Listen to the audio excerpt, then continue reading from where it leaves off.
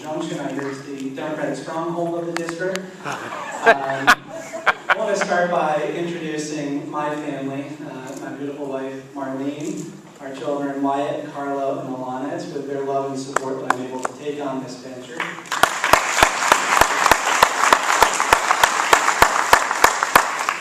I'm the son of a mechanic. I'm the youngest of 9 kids. Our family, we live in a small or modest home in Central Pueblo. And the price of gas, food, and utilities at the end of each month, we have a hard time putting away money for savings.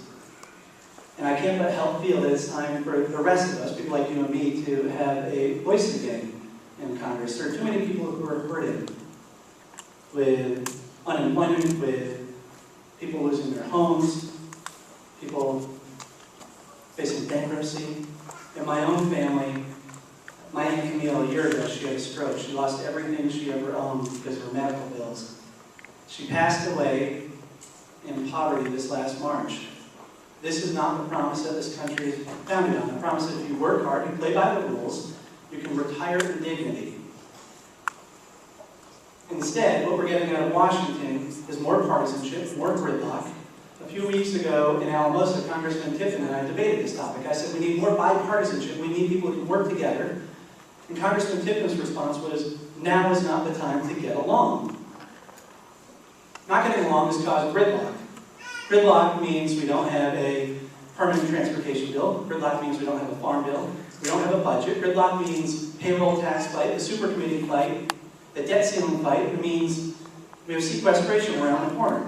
That is a result of gridlock.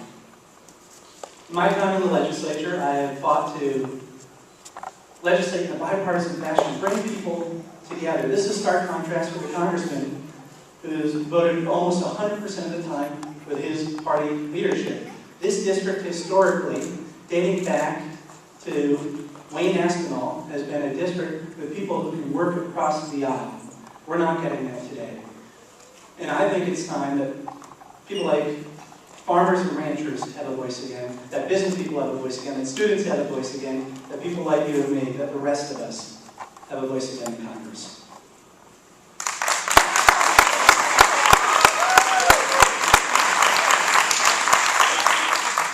Our third candidate's opening remarks. Scott. Thank you, Tim. I'd like to thank Club 20, Colorado Mesa University, for putting on this event. Would like to take a moment to be able to recognize my family, my wife Jean and our 2 daughters, Lisa and Elizabeth. I'm very proud of them.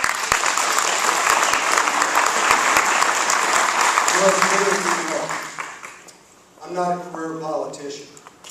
I'm a small businessman. Started my own business right after college on a $10,000 loan that was paid back in 6 months. But as a small businessman, I've been able to take those common sense values to Washington, to be able to stand up for the values that are important to this district.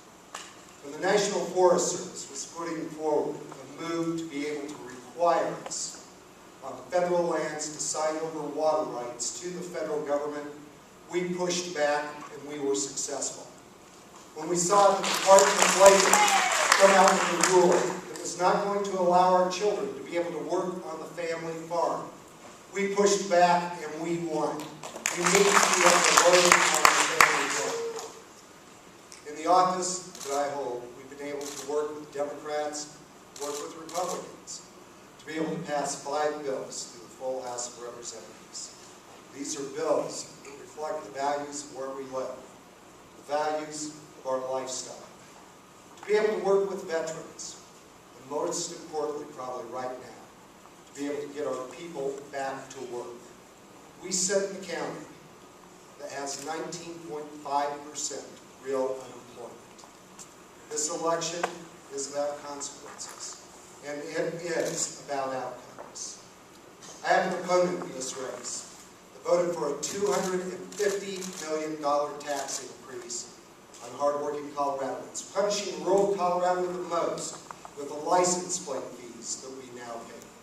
If you have a truck, if you have a 4-wheel drive vehicle that you need to be able to drive for safety, he thought it was more important to be able to collect money than to be able to take into consideration the impact of hereof. He also voted for another $200 million tax increase that hurt small businesses, particularly the farm and ranch community, now having to pay a tax on products that they need to be able to grow the crops that we eat on our table. This is a man who voted to actually increase taxes on small restaurants, down to the straws, napkins, and the little packets of sugar that are there, hurting small businesses that are working out of homes, trying to work on the internet, hurting jobs. This is an election that will have outcomes. This is a crossroads election. I've been dedicated to standing up for creating jobs, standing up for the values of this, the 3rd Congressional District, and I appreciate being here with you this evening.